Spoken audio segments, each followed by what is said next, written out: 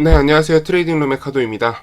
오늘 시작은 일단 바이낸스 차트를 좀 보면서 할게요. 바이낸스는 중국계 미국 코인 거래소인데요. 그러니까 중국계 자금이긴 해요. 그러니까 중국계 창펑자오라는 중국계 코인 거물이 만들어 놓은 거래소인데요. 보시다시피 꽤 오랫동안 유지해왔던 2만 불 벽이 깨졌습니다. 2만 불이 아마 1년이 넘었을 거예요. 마지막 2만 불을 지켰던 게 2020년이네요. 1년 반 정도 버티던 2만 불 벽이 깨졌습니다. 그리고 2만 불 벽이 깨지면서 18,000불 라인에서 지금 놀고 있어요.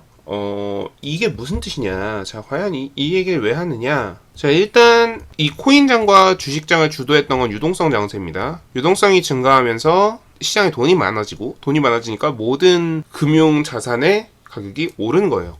그래서 코인도 오르고요, 주식도 오르고요, 부동산도 올랐습니다. 물가만 그대로였어요. 그런데 지금 물가가 오르면서 이 유동성을 축소를 해야 되는 상황이 된 거예요. 그러니까 부동산도 떨어지고요, 코인도 떨어지고, 주식도 떨어지는 상황이 된 겁니다. 자, 그런데 우리 여기서 하나 좀 생각을 해볼 필요가 있어요. 자, 이제 유동성이라는 거는 어느 순간부터는 줄어들겠지만은 유동성이 줄어드는 속도보다 압도적으로 빠르게 어떤 자산의 가치가 떨어진다면, 그러면 여기 돈이 남잖아. 그러니까 여기서 이제 돈이 조금 남잖아요.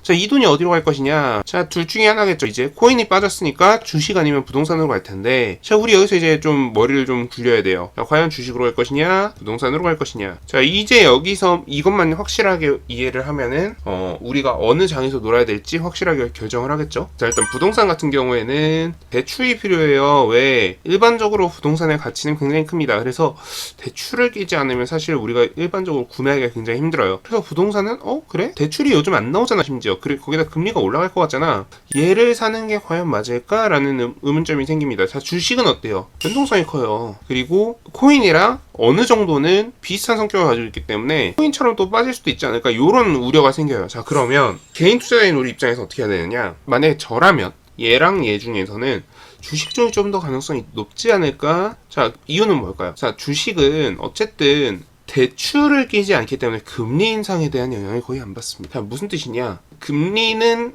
지금 3%대인데 얘를 7%까지 올리겠다라는 게 연준의 의지예요. 자, 그럼 지금 금리 대비 2배로 올리겠다는 거예요. 자, 이 금리를 2배로 올리면 어떤 일이 벌어지냐면 가계 부채가 갚을 수 없게 됩니다. 자, 무슨 뜻이냐면 파산이 많아져요. 자, 그리고 그 부동산을 지금 만약에 대출을 받아서 구매를 한다면 그 중 하나가 여러분이 될 거예요.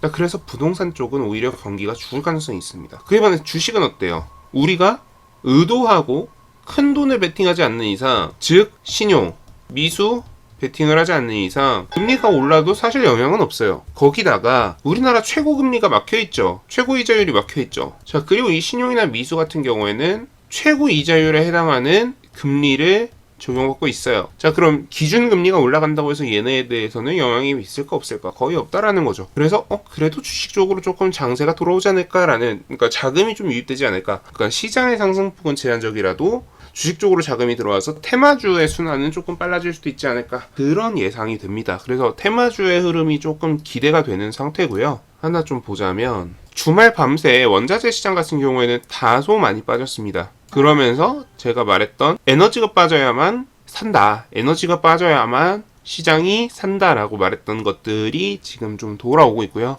그리고 지수 같은 경우에도 좀 반등세가 나오면서 마무리가 됐어요. 자, 근데 우리가 하나 좀 염두에 둬야 되는 건 있어요. 뭐냐면, 자, 지수가 제대로 반등이 안 나왔다라는 거예요. 2%에서 3%대 반등은 나와줘야만 이 지금 추세를 돌릴 텐데 아직 추세를 못 돌렸어요. 그래서 추세를 한번 싹 살펴보면은 아직 여전히 하락 추세 안에 있다라는 거죠. 하락 추세 안에 있다라는 겁니다. 자, 그러면 얘가 추세를 완전히 돌리면 어떻게 되냐. 자, 13,000을 뚫고요, 15,000까지는 올라가 줘야 돼요. 자, 지금 이걸 이렇게 보니까 이런 건데 일주봉으로 볼게요. 자, 일주봉으로 보면요, 그래서 13,000까지가 아니라 15,000까지가 올라가 줘야만 이 추세를 완전히 돌린다라는 거죠. 자, 그러면 우리는 어떤 생각을 해야 되냐면, 자, 13,000에서 15,000 구간은 무조건 단타 접근이에요. 그러니까 스윙이 가능해지는 시점이 15,000부터라는 거예요. 자, 그러니까 여러분들이 앞으로 뭐 매매를 하실 때 심플하게 생각하시면 적은 돈으로 짧게 치고 나와야 되는 시기에 도달해 있다라는 겁니다. 여기까지가. 자, 그리고 한 가지 더. 여기서 이제 주식에 대해서 손실을 많이 보시는 분들이 많아져요. 그래서 장을 떠나시는 분들이 생깁니다. 그런 분들을 대비해서 어떻게 하셔야 되냐면, 여러분들이 그 사람이 되면 안 되잖아요. 시드를 일단 줄여보셔야 돼요. 자, 시드를 왜 줄이느냐?